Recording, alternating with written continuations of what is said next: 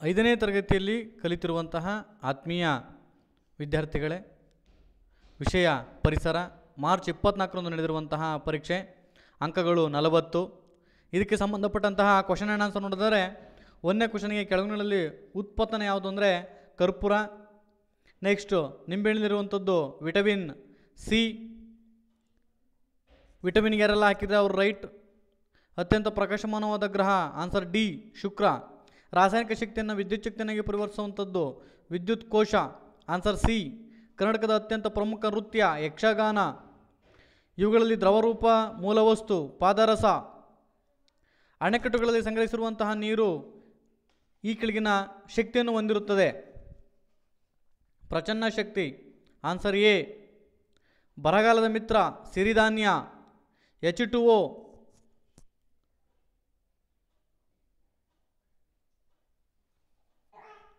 Hydrogen ಮತ್ತು ಆಕ್ಸಿಜನ್ಗಳು ಹೊಂದಿರುವಂತಹ ಅನುಪಾತ 2:1. ಇವುಗಳಲ್ಲಿ ಯಾವುದು ಗ್ರಾಮೀಣ ಪ್ರದೇಶದಲ್ಲಿ ವಸತಿ ಸಮಸ್ಯೆಯನ್ನು ಪ್ರತಿನಿಧಿಸುತ್ತದೆ? ವಾಹನ ಸಂಚಾರಕ್ಕೆ ಯೋಗ್ಯವಲ್ಲದ ಬೀದಿಗಳ ವ್ಯವಸ್ಥೆ. ಗ್ರಾಮೀಣ ಪ್ರದೇಶಕ್ಕೆ ಬಂದರೆ ಇದೇ ಮೇಯ್ನ್ ಸಮಸ್ಯೆ.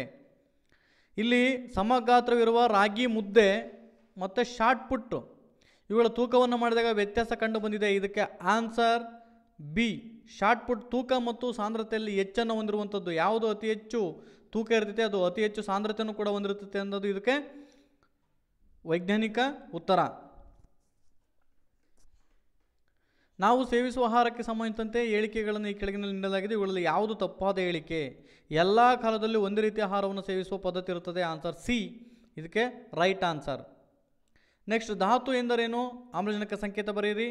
ವಿಭಾಗಿಸಲಾದ ಅತ್ಯಂತ ಸಣ್ಣ ಕಣವೇ ಧಾತು. ಇದರದ್ದು ಸಂಕೇತ ಓ.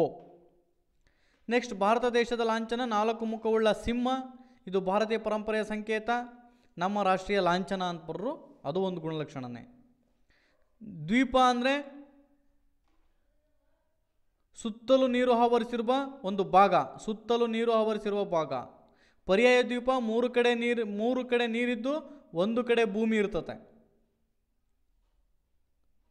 ಇಲ್ಲಿ ಇಟ್ಟಿಗೆ ಘನ, ನೀರು ದ್ರವ, ಗಾಳಿ ಅನಿಲ, ಸಕ್ಕರೆ ಘನ.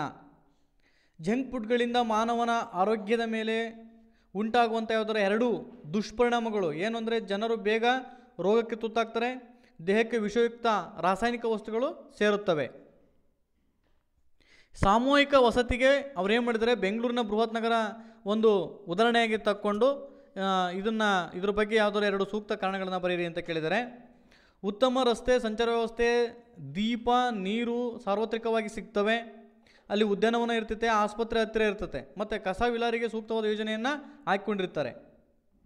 ಭೂಮಿಯ ಮೇಲಿನ ಎಲ್ಲ ಶಕ್ತಿಗಳು ಮೂಲ ಆಕಾರವನ್ನು ಬಳಸಿ ಕೆಲಸ ಮಾಡುವ ಯಾವುದಾದ್ರೂ 4 ಸಾಧನಗಳು ನೀವು ಅಂದರೆ ಸಾಧನಗಳನ್ನು ಬರೀಬೇಕು. ಗ್ಯಾಸ್ ಸ್ಟವ್, ರಾಕೆಟ್, ಕಾರು, ಆಮೇಲೆ ಸ್ನಾಯು ಶಕ್ತಿ ಸೂರ್ಯನ ಶಾಖದಿಂದ, ಮತ್ತು ನಾವು ಓಡಾಡ್ತಿರುವಂಥ ಮೂಳೆಗಳ ಸಹಾಯದಿಂದ ಓಡಾಡುವಂಥದ್ದು ಸ್ನಾಯು ಶಕ್ತಿ, ಆಮೇಲೆ ಸ್ಟವ್, ವಿಮಾನ ಬರಿಬೋದು. ಅಂದರೆ ಸಾಧನಗಳನ್ನು ಬರೀರಿ ಅಂತ ಕೇಳಿದರೆ ಅಂದರೆ ನಾವು ಬಳಸುವಂಥ ಸಾಧನಗಳನ್ನು ಅಲ್ಲಿ ಬರಿಬೋದು. ನೀವು ಯಾವುದಾದ್ರೂ ಬರಿಬೋದು. ಕಾರು, ಬೈಕು, ಸ್ಕೂಟರ್, ಟರ್ಬೋನೇಟರ್ಸ್ ಅವೆಲ್ಲ ಬರಿಬೋದು.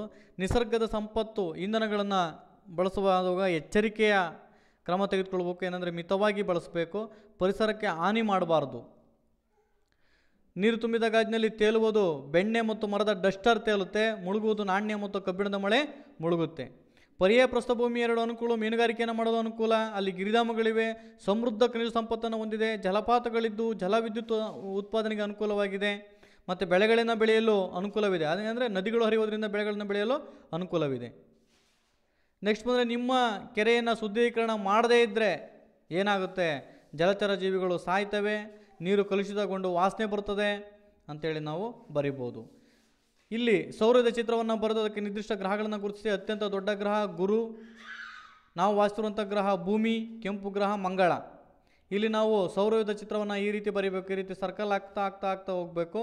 ಅಲ್ಲಿ ಭೂಮಿ ಫಸ್ಟ್ನೇದು ಏನು ಕೇಳಿದರೆ ಅತ್ಯಂತ ದೊಡ್ಡ ಗ್ರಹ ಯಾವುದು ಅಂತ ಕೇಳಿದರೆ ಗುರು ಗ್ರಹವನ್ನು ಟಿಕ್ ಮಾಡಬೇಕು. ಇಲ್ಲಿರುವಂಥ ಗುರು ಗ್ರಹವನ್ನು.